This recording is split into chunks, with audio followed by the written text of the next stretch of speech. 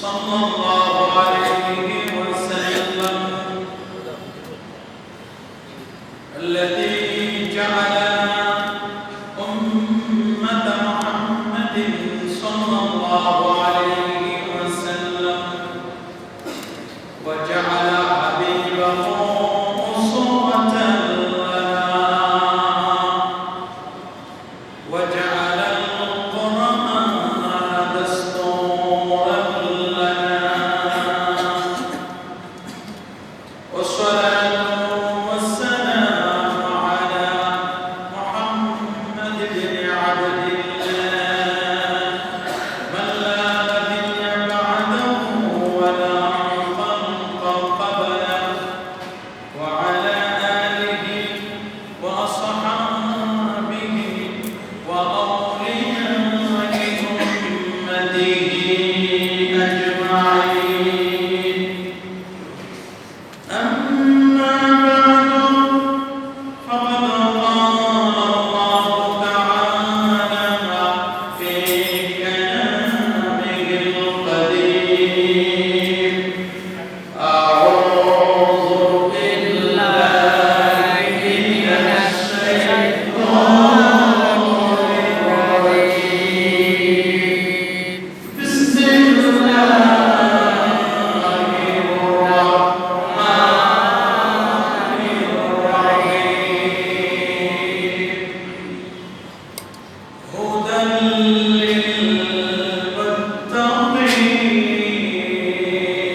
للمتقين صدق الله العظيم وصدق رسوله النبي الكريم إن الله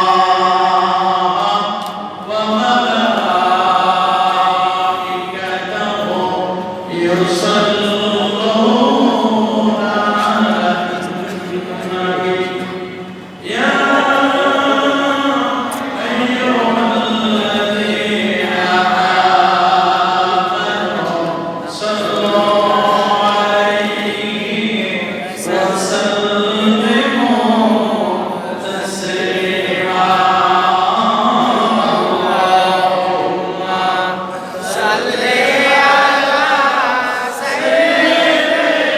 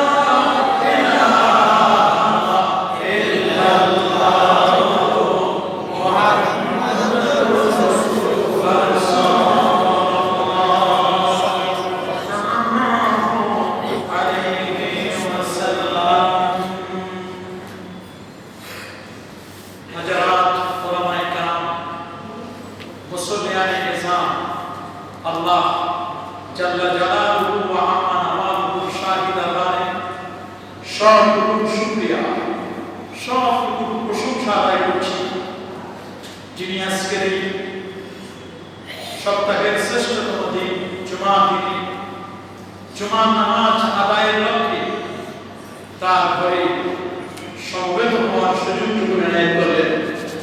আসুন আমরা সকলে সূর্য কণ্ঠে দারাজ দেরে প্রাণ করে দেড় পূজা করে হৃদয়ের সবরকম আবেগ আর অনুভূতিকে উচ্ছ্বাস করে হৃদয়ের কতটুকু পাপ মোচন করে দিয়ে ইসলামের পদে বলিয়ান হয়ে ইসলামের তেজে তেজিয়ান হয়ে কালিমাতুশ শুকর আদায় করে আলহামদুলিল্লাহ।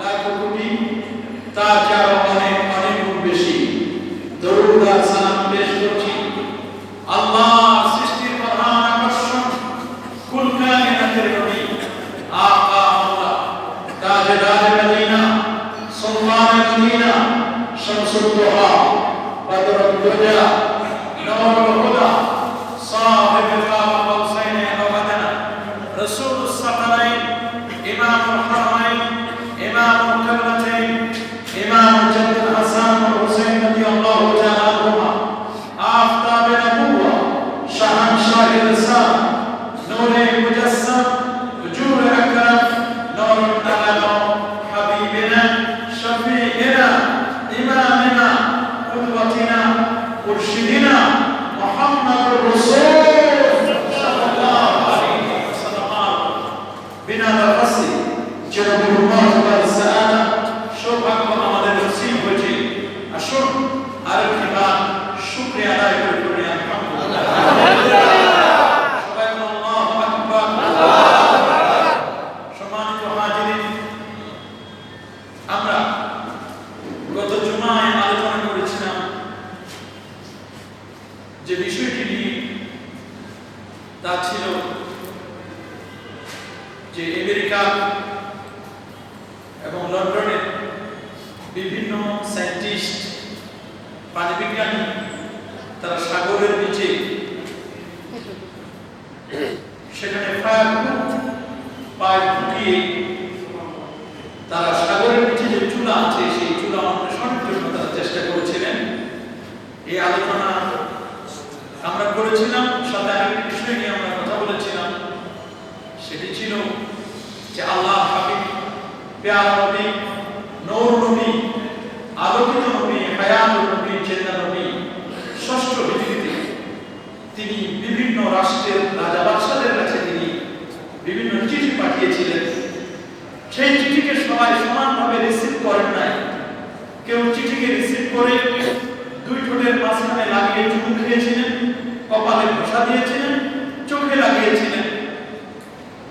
কিন্তু অপরদিকে আরেক দল আল্লাহর চিঠিকে প্রমাণ করে একেবারে রাগান্বিত হয়ে তেলে বেগুনে একেবারে গরম হয়ে সে নবীজির চিঠিকে টুকরো টুকরো করে দিয়েছিলেন। আর আল্লাহ নবী তখন তাদের জন্য বদদুয়া করে বলেছিলেন, আল্লাহুম্মা মাসসিকহু কুল্লা মুমাসসাকিন, আল্লাহ আমার চিঠিকে যে কয়টি টুকরো করেছে আল্লাহ তুমি রাষ্ট্র এবং তাকে সেই কয়টি টুকরো করে দিবে। সত্যি আমার নবীর দোয়া এটি এত দ্রুত কবুল হয়েছিল যে ওর বংশ নিপাত হয়েছিল, ও বংশ নিঃশেষ হয়ে গিয়েছিল। আল্লাহ নবীর শান মানকে খাটো করতে চেয়েছিল, নবীজির শান এবং মানকে খাটো করতে পারে না। গত জুমায় ছিল আমাদের এই আলোচনা। আজকের জুমায় আমরা যে বিষয়টি নিয়ে কথা বলবো, আমি পবিত্র কোরআনুল কারীমের সূরাতুল বাকারা, আল্লাহর সবচেয়ে বৃহত্তম সূরা, সেই সূরা একটি শুরু লগ্নের আয়াতে কারিমা তেলাওয়াত করেছি। আলিফ লাম মিম যালিকাল কিতাব লা রাইবা ফি, এরপরের আয়াতগুলো আমি বলেছি হুদাল লিল মুত্তাকিন। নিশ্চয়ই এই কোরআন হচ্ছে মুত্তাকি খোদা ভীরু যারা তাদের জন্য কোরআন হচ্ছে গাইডলাইন, সঠিক পথ প্রদর্শনকারী। সুবহানাল্লাহ। প্রিয় সুধী, আপনারা সকলে জানেন আমাদের এই ছোট্ট বাংলাদেশে প্রায় 3.5 লক্ষ মসজিদ রয়েছে। 3.5 লক্ষ মসজিদের 3.5 লক্ষ ইমাম এবং খতিব আছে। হাজার হাজার লক্ষ লক্ষ মাদ্রাসা, কওমি বলেন, আলিয়া বলেন, সরকারি বলেন, নুরানি বলেন, কুরআনি বলেন, যত মাদ্রাসা শেষ নাই। সারা পৃথিবীতে যতটা ওয়াজ নসিহত যা হয় তার চেয়ে বেশি ওয়াজ নসিহত, লেকচার, সেমিনার, সিম্পোজিয়াম এটি বাংলাদেশে তার চেয়ে বেশি হয়। ঠিক না? বাংলাদেশে যে এত ওয়াজ নসিহত হয় তার কোনো হিসাব খুব কম। সারা বছরে কমপক্ষে 4 থেকে 5 লক্ষ শুধু মাহফিলে। মাহফিল ঠিক আছে, মসজিদের আলোচনা ঠিক আছে, সেমিনার, সিম্পোজিয়াম, পেপার, পত্রিকাতে ইসলাম প্রচারের অনেকগুলো মাধ্যম সব চলছে। এত বক্তা, এত মসজিদ, এত মাদ্রাসা, এত ওয়াজ ও নসিহত, কিন্তু জরিপ করলে দেখা যায় বেনামাজির সংখ্যা কোনোতেই কিন্তু কমছে না। ঠিক কিনা? ফজরের মুসল্লিদের সংখ্যা যেখানে বাড়ার কথা, সারা রাত ওয়াজ শুনতে রাজি, মাগার ফজরের নামাজ পড়তে রাজি না। কথা বলুন। বেনামাজির সংখ্যা বেড়েই চলছে ক্রমশ। এত ওয়াজ নসিহত হচ্ছে, ইমাম এবং খতিব বানাত লেকচার দিচ্ছেন, লেকচার থ্রো করছেন, বাট ঘুষখোরের সংখ্যা দিন দিন বেড়ে যাচ্ছে। কথা বলুন। বেড়ে যাচ্ছে দুর্নীতিবাজদের দৌরাত্ম্য। দুর্নীতিবাজ কমে না, বরং নতুন নতুন আপডেট দুর্নীতির কথা আমরা শুনছি। কথা বলুন ঠিক কি না? দিন দিন লম্পট, চুরি, ডাকাতি, খুন খারাপি, মিথ্যা, অপবাদ, অন্যায়, অত্যাচার, অবিচার সবগুলো দিনের দিন বেড়েই চলছে। হসপিটালের দায়িত্বশীল যারা, তাদেরকেও পর্যন্ত কিছু মানুষ পিটিয়ে মেরে ফেলার জন্য ষড়যন্ত্র করছে। কথা বলুন ঠিক কিনা? একের পর এক দ্বন্দ্ব, কলহ, হত্যা, জিঘাংসা এগুলো কিন্তু বেড়েই চলছে। আবার মাহফিলও কিন্তু কোনো অংশে কম চলছে না। কোভিড-19 সেকেন্ড ওয়েভ, দ্বিতীয় ঢেউ চলছে, তারপরও মাহফিল বন্ধ নাই, মসজিদগুলোতে হচ্ছে। কিন্তু কামের কাম কি হচ্ছে? মাহফিল ঠিকই আছে, মাহফিল চলছে, চলবে, কিন্তু এখান থেকে যে একটা চেঞ্জ হওয়ার কথা, পরিবর্তন হওয়ার কথা, পরিবর্তনটা কেমন যেন হচ্ছে না। কথাই যেন এক জায়গায় মাইনাস পয়েন্টে আমরা আছি। কথা বলেন ঠিক কিনা? তা আমি চিন্তা করে দেখলাম, এত মাহফিল, এত ওয়াজ নসিহত, এত সেমিনার, সিম্পোজিয়াম, কিন্তু তারপরও আল্লাহ দ্রোহীদের দৌরাত্ম্য, কাফির, মুশরিক, বেদিন, বেঈমানদের দৌরাত্ম্য, রাম বাম যারা আছেন এরা কিন্তু কোনো অংশে বসে নাই, ইসলামকে নিয়ে কটাক্ষ করছে। দেশে বিদেশে সর্বত্রই কিন্তু ইসলাম, মুসলমানের কোরআন, মুসলমানের ধর্মকে নিয়ে তারা বিভিন্নভাবে বিষাদগার করে যাচ্ছে। ঠিক কিনা বলেন? এখন এটা রিজনটা কি? What is the reason? কারণটা কি? কি কারণে আজকে এই আলোচনাগুলো ফলপ্রসূ হচ্ছে না? ওয়াজ নসিহতগুলো কেন কাজে লাগছে না? এর পিছনে কারণটা কি? এর পিছনে কারণ হলো, প্রকৃতপক্ষে কোরআনুল কারীমের যে শিক্ষাটা, আল্লাহর নবীর আদর্শটা, আউলিয়া কেরামের দর্শনটা আমরা শুধু এই কানে শুনে এই কান থেকে বের করে দিই। এটা আমাদের মেমোরি কার্ডে আমরা সেভ করে রাখতে চাই না, এবং এটাকে আমাদের প্র্যাকটিক্যাল লাইফে আমরা অ্যাপ্লাই করি না, বাস্তবে প্রয়োগ করি না। শোনার কাম শুনে যাচ্ছি, ওয়াজের কাম ওয়াজ হচ্ছে, বক্তা টাকা নিয়ে যাচ্ছে, কমিটি টাকা দিচ্ছে, সবাই উপকার পাচ্ছে, কিন্তু কাজের কাম কিছুই হচ্ছে না। কথা বলুন ঠিক কিনা? আপনারা জানেন এবছরের আমাদের রবিউল আউয়ালের মাহফিল আমরা করেছি আলহামদুলিল্লাহ। মসজিদ কমিটির সুন্দর দিক নির্দেশনায়, আপনাদের সহযোগিতায়। তবে আমি মনে করি এবছরের আমাদের মাহফিলটার একটা ভিন্ন রূপ ছিল। সেটা হলো আমরা 10-12 জন যুবককে পেয়েছিলাম যারা দাঁড়িয়ে বলেছিল যে হুজুর আমরা দাড়ি রাখবো।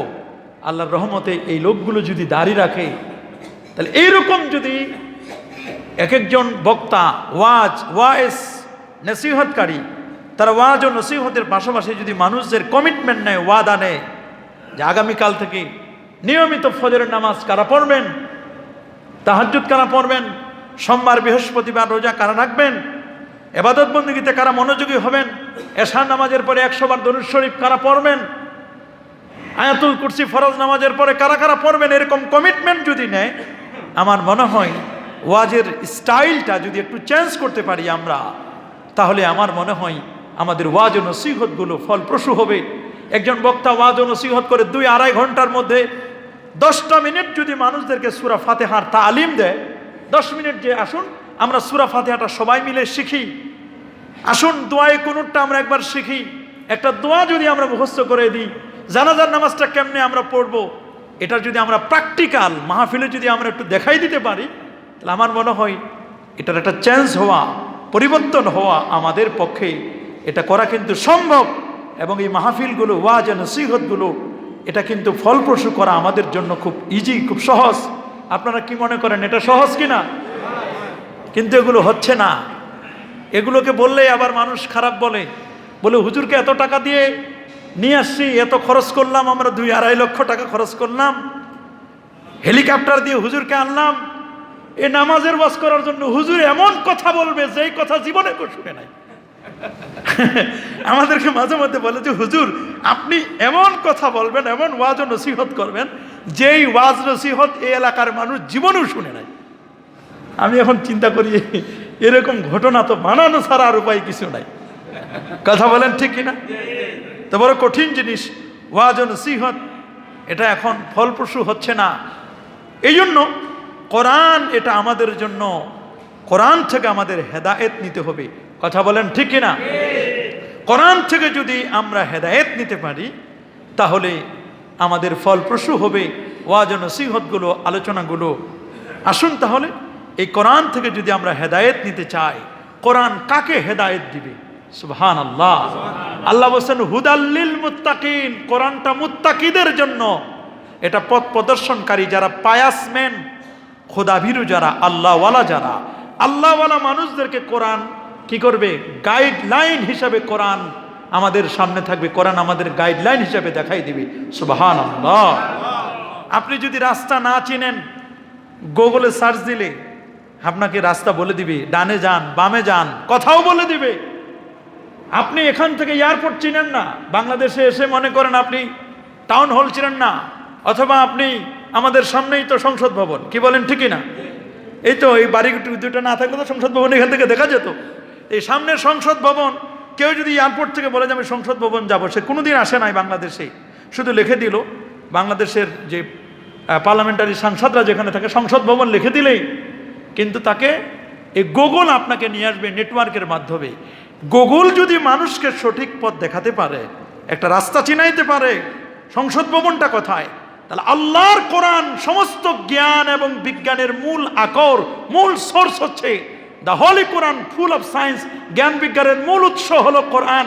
আজকে গুগল বলেন, মোবাইল বলেন, যা বলেন, নেটওয়ার্ক বলেন, সব নেটওয়ার্কের মূল নেটওয়ার্ক হলো কোরআন। এই কোরআন কি মানুষকে সঠিক পথের দিশা দিতে পারে না? কি বলে, পারেন কিনা? কিন্তু আমরা তো এই কোরআন পড়তে চাই না, কোরআন থেকে তো আমরা হেদায়েত পেতে চাই না, কোরআন থেকে তো আমরা হেদায়েত নিতে চাই না। কথা বলেন ঠিক না? আল্লাহ বলেন এই কোরআনটা হলো মুত্তাকিদের জন্য হেদায়েত। সুবহানাল্লাহ। কোরআনকে যারা হেদায়েত হিসেবে গ্রহণ করবে, আল্লাহ রাব্বুল আলামিন তাদেরকে পছন্দ করবেন, আল্লাহ তাদেরকে ভালোবাসবেন। সুবহানাল্লাহ বলেন। আমরা কি আল্লাহর প্রিয় হতে চাই? আল্লাহর ভালোবাসা পেতে চাই কি চাই না? অবশ্যই আমরা ভালোবাসা পেতে চাই। কুল ইন্নাল্লাহা ইউদিল্লু মান ইয়াশা ওয়া ইয়াহদি মান ইয়াশা। আল্লাহ যাকে চান পথভ্রষ্ট করেন, আল্লাহ পাক রব্বুল আলামিন যাকে চান সঠিক পথের দিশা দেন। কথা বলেন ঠিক কিনা? কিন্তু যাদেরকে আজকে আল্লাহর ঘরে আমাদের জমায়েত করলেন, কোরআন এবং সুন্নাহর কথাগুলো আমরা শুনতে পাচ্ছি, অবশ্যই আমার বিশ্বাস এর বদৌলতে আল্লাহ তাআলা আমাদেরকে ভালোবাসবেন, আমাদের প্রতি রহম করবেন, ঠিক কিনা বলেন? 2 নম্বর, যারা কোরআনকে ভালোবাসে, এই কোরআন একটা মুহূর্তের জন্য, একটা সেকেন্ডের জন্য তাকে জাহান্নামে যেতে দিবি না। সুবহানাল্লাহ বলেন। কেউ যদি কোরআনকে ভালোবাসে তাহলে এই কোরআন কোনোদিন তাকে জাহান্নামে যেতে দিবে না। জোরে বলুন না। কোনোদিন কোরআন তাকে জাহান্নামে যেতে দিবে না, কারণ কোরআন তে রিকমেন্ড না। কোরআন মানুষকে সুপারিশ করবে। কোরআনের সাথে যাদের অ্যাটাচমেন্ট, কোরআনের সাথে যাদের সম্পর্ক রয়েছে, এই কোরআনের সাথে অ্যাটাচমেন্ট থাকার কারণে, সুসম্পর্ক থাকার কারণে, লেগে থাকার কারণে ওই মানুষটি একটি সেকেন্ডের জন্য, মাইক্রো সেকেন্ডের জন্য তাকে জাহান্নামে যেতে হবে না। সুবহানাল্লাহ। আল্লাহর নবী ১৫০০ বছর আগে উম্মতকে সুন্দর করে জানিয়ে দিচ্ছেন। আল্লাহর হাবিব বলেছেন, মান জাআলাল কুরআনা আমামাহু কাদাহু ইলাল জান্নাহ। যে ব্যক্তি কোরআনকে নেতা মানবে, কোরআন ভিত্তিক তার জীবনকে পরিচালনা করবে, তার ব্যক্তিনীতি, তার সমাজনীতি, তার রাষ্ট্রনীতি, তার সবগুলো প্রতিটি সেক্টরে, from beginning to income to command, মানুষের প্রত্যেকটা লাইফ স্টাইলে, প্রতিটি সেক্টরে কোরআনকে যদি ইমাম বানায়, মান জালাল কোরআন আমামাহু, কোরআনকে যদি ইমাম বানায়, কোরআনকে যদি কায়েদ বানায়, কোরআনকে যদি লিডার বানায়, কোরআন আমার সামনে থাকবে, কোরআন যেভাবে আমাকে পথ দেখাবে, গুগল যেমন মানুষকে পথ দেখায়, রাস্তা চিনে না, অচেনা রাস্তাকে যেমনি ভাবে মানুষকে চিনাই দেয়, আল্লাহর কোরআন জান্নাতের রাস্তাটা চিনাই দিবে। জান্নাতের রাস্তা, আল্লাহর পথটি চিনাই দেওয়ার জন্য কোরআনকে যারা গাইডলাইন হিসাবে, কোরআনকে যারা সামনে রাখবে, আল্লাহর হাবিব বলেন কাদাহু ইলাল জান্নাহ, আল্লাহ তাআলা তাকে জান্নাতে নেবেন, জাহান্নামে একটি মুহূর্তের জন্য জাহান্নামে তাকে অবস্থান করতে হবে না। আল্লাহু আকবার। শুধু তাই নয়, আজ আমরা এখানে যারা এই মুহূর্তে যারা আমরা অবস্থান করছি, আমরা গুনাহগার। কেউ আমরা বলতে পারবো না পাপ করি নাই। একজন মানুষও দাঁড়াই বলতে পারবেন না, হুজুর আমার একটা গুনাহ নাই, আমার একটা পাপ নাই। মানুষ তো ভুল করে, মানুষ অন্যায় করে, পাপের কাজ করে, পাপের কাজ করে মানুষ বসে থাকবে না। পাপ করার পরে মানুষের হৃদয়ে যদি অনুশোচনা হয়, অনুতপ্ত হয়, এই মানুষটি যদি আল্লাহর কাছে যদি মাপ চায়, ক্ষমা চায়, আমার আল্লাহ তার জীবনের গুনাহগুলো ক্ষমা করে দিবেন। সুবহানাল্লাহ।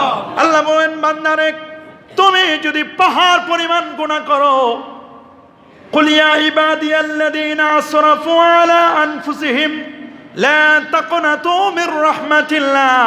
নৈরাশ হয় না বান্দা, নৈরাশ হয় না। পাহাড় পরিমাণ, পাহাড়ের মতো বড় বড় গুনাহ করেছো, মরুভূমির বালুর চেয়ে তোমার গুনার সংখ্যা যদি বেশি হয়, আর আমার কাছে যদি কায়মন বাক্যে যদি আমার কাছে বলতে পারো, আমার কাছে যদি চাইতে পারো, যদি তাওবা করো, তাওবা করলে আমি আল্লাহ তোমার জীবনের গুনাহগুলো পরিবর্তন করে দিব, সওয়াব দিয়ে বদলাই দিব। কালো টাকা যেমন সাদা করা যায়, কালো টাকা কি করা যায়? সাদা করা যায়।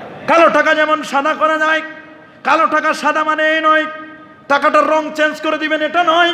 ইল্লিগাল টাকাকে আপনি লিগাল করতে পারবেন, সিস্টেম আছে। এটা যদি দুনিয়ার জীবনীতে যদি এটা সম্ভব, আমার আল্লাহ বলেন, ইল্লা মান তাবা ওয়া আমানা ওয়া আমিলা আমালান সালিহা ফাউলাইকা ইউবাদদিলুল্লাহু সাইয়্যাতিহিম হাসানাত। আল্লাহ সব পাপ তো মাফ করে দিবেন নয়, এবং পাপগুলোকে আল্লাহ নেকি দ্বারা চেঞ্জ করে দিবেন, বদলাই দিবেন। সুবহানাল্লাহ। বান্দা আল্লাহকে পাওয়ার জন্য যখন এক বিগত সামনে যায়, আল্লাহ বান্দাকে পাওয়ার জন্য এক হাত সামনে আসে। সুবহানাল্লাহ। বান্দা যখন আল্লাহকে পাওয়ার জন্য যদি হেঁটে হেঁটে আসে, আল্লাহ বান্দাকে পাওয়ার জন্য দৌড়াই আসেন। সুবহানাল্লাহ। বান্দা যদি আল্লাহকে স্মরণ করে, আল্লাহ বলেন, তুমি আর কয়জন নিয়ে স্মরণ করবা, আমিও তোমাকে স্মরণ করব। তুমি মজলিসে স্মরণ করলে আমার কোটি কোটি ফেরেশতার মজলিসে তোমাকে স্মরণ করব। শুধু তাই নয়, আমরা যারা গুনাহগার, আমরা কেউ নিষ্পাপ নয়, নবীগণ হচ্ছেন নিষ্পাপ। গুনাহগার, আমরা গুনার বোঝা কাঁধে নিয়ে আজকে মসজিদে আমরা এসেছি, আমরা যদি এই অবস্থায় যদি আমাদের মৃত্যু হয়, দিন শিখার জন্য এসেছি, নামাজের জন্য আমরা এসেছি, আমার বিশ্বাস শাহাদাতের মর্যাদা রাসূল বলেছেন। ওয়াস্তাগফিরুনা লাহু মান ফিস সামাওয়াতি ওয়াল আরদ, আসমান এবং জমিনের মধ্যে যারা আছেন সবাই এই তালেবুল ইলমের জন্য, ইলম শিখার জন্য যারা আসছেন, এখানে দ্বীনি আলোচনা শুনছি, আসমান জমিনে যারা আছে সবাই তাদের জন্য ক্ষমা চাই। হাত্তাল হিতানু ফিল মা, এমনকি সাগরে, নদীতে, এমনকি গর্তের ভিতরে যে হাত্তান নামলা, পিপিলিকা যারা আছে, পিপিলিকাগুলো, সাগরের মাছগুলো, নদীর মাছগুলো আমাদের জন্য আল্লাহর কাছে দোয়া করছে। সহিহ হাদিস, সুনানে ইবনে মাজার হাদিসটি। তাহলে আমরা বড় ভাগ্যবান। কোরআনকে আমাদের সামনে রাখতে হবে। কোরআনের হেদায়েত আমরা চাই কি চাই না? কথা বলেন না? সবাই চাই। কিন্তু কোরআনটাকে এমন ভাবে ঢেকে টেলিভিশনের উপরে রেখে দিছি, এই কাপড়ে ময়লা হয়ে গেছে। কাপড়টা, টেলিভিশনের কাপড় সপ্তাহে 2-3 বার ধোয়, টেলিভিশনটা 2-3 বার তার এটা মুছা দেয়। কিন্তু আল্লাহর কোরআনের কাপড়টা ময়লা পরে পরে 1 ইঞ্চি ময়লা পড়ে গেছে, ধুলাবালি পড়ে গেছে, কিন্তু আল্লাহর কোরআনটা একদিন খুলে দেখে না। যেদিন মা মারা যায়, যেদিন বাবা মারা যায়, ওই দিন কোরআন শরীফ আছে কিনা খুঁজে দেখে, হুজুরকে ডাকো, নিজেও পড়তে পারে না, পড়া কপাল। কথা বলেন ঠিক কিনা? এটি খুবই দুঃখজনক। কোরআন নিজে পড়তে হবে। আপনি কিসের মুসলমান? আপনার সংবিধান আপনি পড়তে পারেন না। আপনি কেমন মুসলমান? আপনার সংবিধানটা আপনি পড়তে পারেন না। যে জাতি তাদের সংবিধান পড়তে পারে না, যে কোরআন পড়ে সেজন্য আল্লাহর সাথে কথা বলতেছে। আল্লাহু আকবার বলেন। কোরআন যদি এমন বয়স্ক হয়ে যান, কোরআন পড়তে পারেন না, কোরআন মাজিদ তেলাওয়াত করতে পারেন না, চোখের পানি ছেড়ে দিয়ে দিয়ে শাহাদাত আঙ্গুলটা আল্লাহর কালামের কালো অক্ষরগুলোর নিচে রেখে যদি আঙ্গুলটা যদি শুধু টানেন, এটার বরকতেও আল্লাহ আপনাকে মাফ করে দিবেন।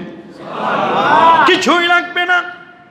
আল্লাহর কোরআনের কালো কালো অক্ষরগুলো, এই আঙ্গুলটা দেখেন না, একটা মানুষের কোথাও কোনো প্রবলেম হলে যখন আল্ট্রাসোনোগ্রাফি করে, কি যেন একটা উপরে একটা দিয়ে দেয়, পেটের উপরে দেওয়ার পরে একটা প্রলেপ দিয়ে দেয়, প্রলেপ দিয়ে একটা মেশিন আছে, মেশিনটা ওখানে রাখলে স্ক্রিনে উঠতে থাকে আপনার পেটের ভিতরে কোথায় কি আছে। এক্সরে মেশিন, ওটার নিচে আপনাকে রেখে সুইচ টিপ দিলে একটা রে এসে, এক্স রে মানে আলো, একটা আলো এসে আপনার পেটের ভিতরে কোথায় কোনো প্রবলেম আছে, আপনার কথায় কি আছে, আলোক রশ্মি দিয়ে আপনার ভিতরেরটা নিয়ে যায়। যদি এইটা হয়, এই আল্লাহর দেওয়া শাহাদাত আঙ্গুলটা আপনি যখন এই কোরআনের কালো কালো অক্ষরগুলোর মধ্যে রাখবেন, এটা এখানে রাখলে আপনার সিনায় এটার নূর আপনার পৌঁছে যাবে। শুধু সিনায় পৌঁছবে না, সিনায় পৌঁছবে না, এই জমিনে বসে আল্লাহকে স্মরণ করলে, আল্লাহ নামটা জপলে, আল্লাহর আরশে সেই জায়গায় মনিটরে উঠে যাবে। এখানে জমিনে বসে আল্লাহ আল্লাহ নামটা যদি আপনি জপেন, তাহলে আল্লাহর আরশের খুঁটিতে রিং হবে। এই জন্য আল্লাহ নামটা, মুমিনের হৃদয়ে আল্লাহ নামটা লেখা। সুবহানাল্লাহ। মানব দেহের মধ্যে আল্লাহ নামটা লেখা। বিজ্ঞানীরা প্রমাণ করেছে, মিশরের বড় বড় হার্টের বিশেষজ্ঞ, কার্ডিওলজি যারা, স্পেশালিস্ট যারা হার্টের বিশেষজ্ঞ, তারা বলছেন ইমানদার যখন ইমান আনে, তাদের হার্টের মধ্যে আল্লাহ শব্দটা লেখা হয়ে যায়। আল্লাহু আকবার। যারা আল্লাহ আল্লাহ আল্লাহ আল্লাহ জিকির করে, তাদের অন্তরে আল্লাহ নামটা লেখা হয়ে যায়। মুখে জিকির করবেন, এখানে রিং হতে থাকে, এখানে জপতে জপতে জপতে আল্লাহর আরশ পর্যন্ত পৌঁছে যায়। সুবহানাল্লাহ। এই জন্য কোরআন এটা হেদায়েত। কোরআনকে মুত্তাকি বান্দাদের জন্য পথ প্রদর্শনকারী বলা হয়েছে। এই আয়াতে কারিমাত হুদাল লিল মুত্তাকিন। আল্লামা ইমাম ফখরুদ্দীন রাজি রহমাতুল্লাহি আলাইহি তাফসীরে কাবীরের মধ্যে এই আয়াতের প্রথম শব্দ হুদা। হুদা মানে হেদায়েতকারী। সুবহানাল্লাহ বলেন। হুদা এটা ইসমে মাসদার। যারা আরবি গ্রামার বুঝেন, আরবি ব্যাকরণ অনুযায়ী আল হুদা এটা ইসমে মাসদার, ইনফিনিটিভ।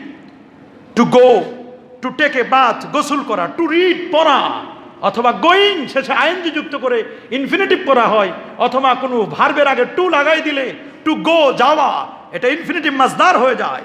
ঠিক তেমনি ভাবে আল্লাহ হুদা শব্দটা এটা ইসমে মাজদার ব্যবহার করে। আল্লামা ইমাম ফখরুদ্দিন রাজি তার তাফসিরে কাবীরের মধ্যে তিনি বলছেন এটা ইসমে ফাইলের অর্থ দিবে। তিনি বলছেন ইফিদু মানা ইসমিল ফাইল, যদি এটা মাজদার কিন্তু এটা ইসমে ফাইলের অর্থ দিবে। হুদাল্লিল মুত্তাকিন আই হাদিল লিল মুত্তাকিন, কোরআনটা মুত্তাকিদের জন্য হেদায়েত দানকারী, সঠিক পথের প্রদর্শনকারী। সুবহানাল্লাহ।